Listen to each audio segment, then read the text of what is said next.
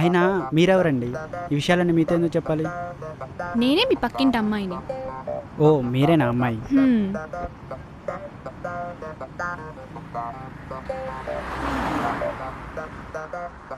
భయ్యా ఒక half litre పాల ప్యాకెట్.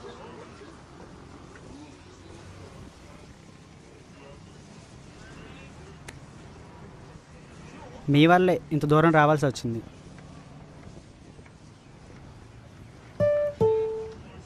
అవును, మీరెందుకు వచ్చారు?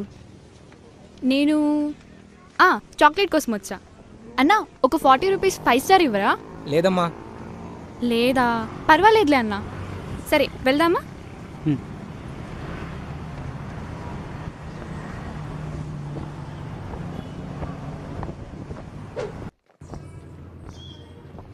అంటే మీకు ఇప్పుడు లెవెల్ లేదన్నమాట.